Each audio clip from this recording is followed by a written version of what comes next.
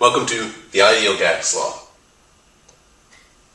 So let's consider the relationships between volume and pressure, temperature, and number of moles. So we know that volume is proportional to the inverse of pressure, we know that volume is proportional to the temperature, and we know that volume is proportional to the number of moles. But we want some way of combining all of these together into a single relationship, into a single equation.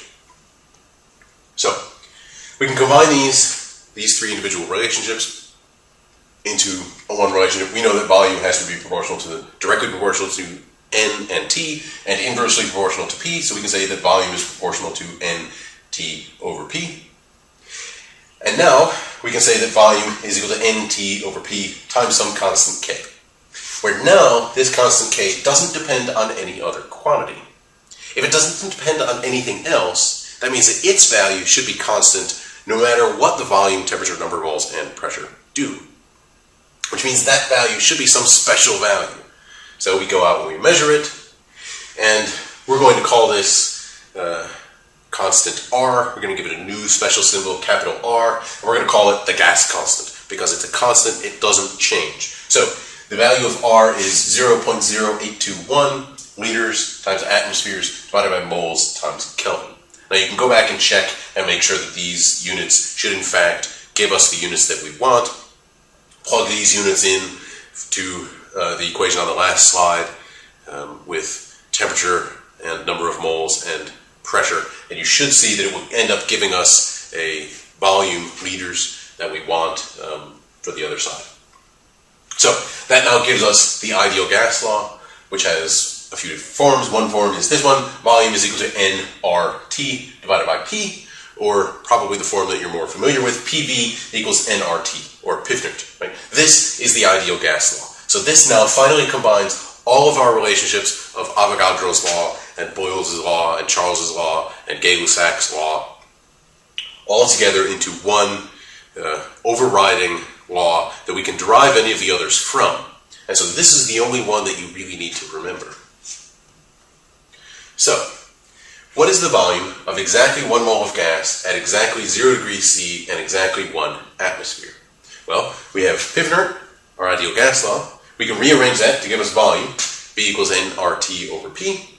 And now we can plug in our N, our R value, and our temperature, and divide by our pressure, and that gives us 22.4 meters. So, if you have exactly 1 mole of gas at exactly 0 degrees C and 1 atmosphere, that means that gas will occupy 22.4 liters no matter what that gas is, theoretically. So if that gas is ideal, then it works. So note that our ideal gas law works for an ideal gas. But unfortunately, there are no gases that are actually ideal gases in reality. We only have real gases, not ideal gases. So the ideal gas law fails to accurately predict behavior of a gas at high pressure or at low temperature. But it works at high temperature and low pressure, or moderate pressures.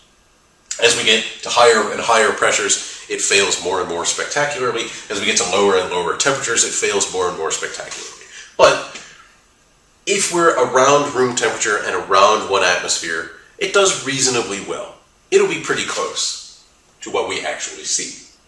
So, now with the ideal gas law, we can let all 4 of our variables change, and as long as we know one variable, we can calculate, or as long as we know all but one variable, we can calculate the value of the last variable. So now, we know that pressure, volume over number of moles times temperature, PV over NT, is equal to our constant R, the gas constant, which means that now we can say P1V1 over N1T1 is equal to P2V2 over N2T2.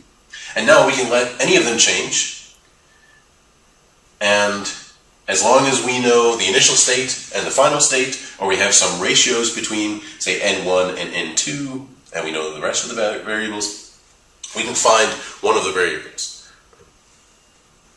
So, note that we can also derive any of the other gas laws from the ideal gas law. So if we start with the ideal gas law, so let's say we keep N and T constant, we can then derive Boyle's law, the pressure-volume relationship.